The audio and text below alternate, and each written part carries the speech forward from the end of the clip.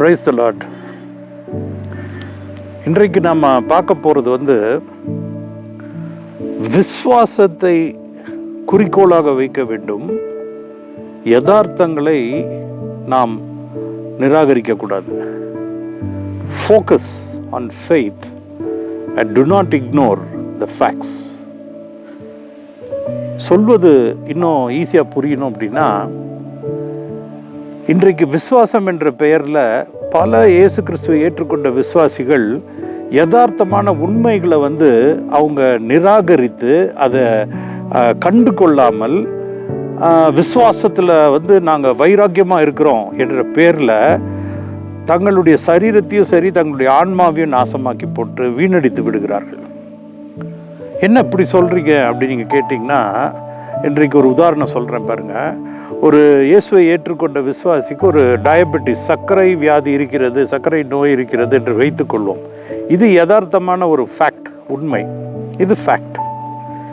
இப்போது விசுவாசத்தில் இருக்கிற என்று இந்த சர்க்கரை நோய்க்கு உண்டான எந்த தடுக்கின்ற முயற்சியும் எடுக்காமல் நான் கடும் வைராக்கிய விசுவாசியாக இருக்கிறேன், அதனால் ஆகாரத்தில் கட்டுப்பாடு கிடையாது, மருந்து சாப்பிடுவதில்லை, யார் சொல்கிறையும் கேட்பதில்லை, உடற்பயிற்சி செய்வதில்லை, நான் ஜெபிக்கிறேன், அந்நிய பாஷை பேசுகிறேன், அதனால் சர்க்கரை வியாதியை மேற்கொண்டு விட்டேன் என்று சொல்லி அந்த சர்க்கரை நோயினாலே கிட்னி, லிவர், கண் ஒன்றொன்னா ஃபெயிலியர் ஆகி நீரிழிவு நோயினுடைய உக்கிரம், கால் அழுகி காலில் புண்ணு எலும்பு அழுகி சீப்பிடித்து மரணம் சம்பவித்து கொடூரமான மரணத்துக்கு போகிறவர்கள் எத்தனை பேர் என்பது உங்களுக்கு தெரியும். அதனால ஃபேக்ட்ஸ் இதை அவங்க இக்னோர் பண்ணிட்டாங்க. ஃபெய்த், விசுவாசத்தில் நான் வைராக்கியமாக இருக்கிறேன்ற பேரில் தங்களை கஷ்டப்படுத்தி கொள்கிறார்கள். இப்பொழுது ஆபிரகாமை பார்ப்போம். அவர்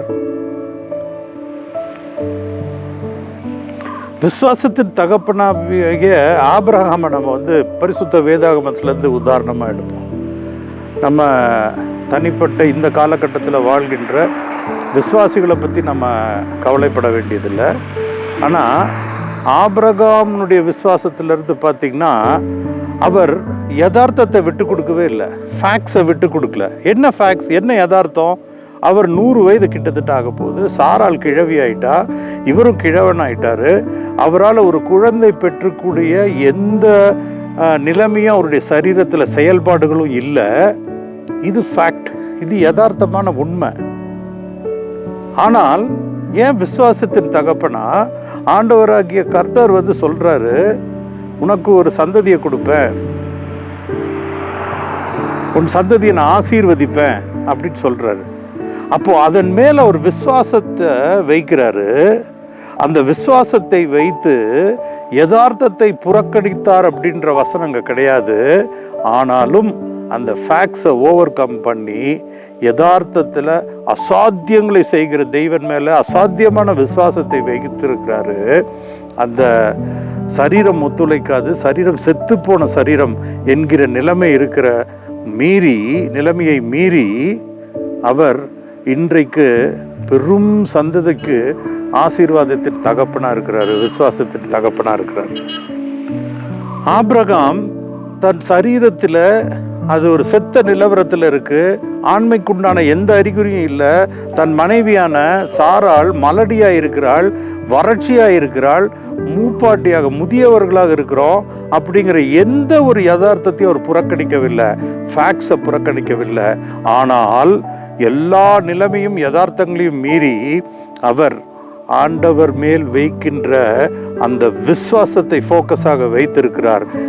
யதார்த்தங்களை புறக்கணிக்கவில்லை, விசுவாசத்தில் மட்டும் முயற்சிக்கவில்லை.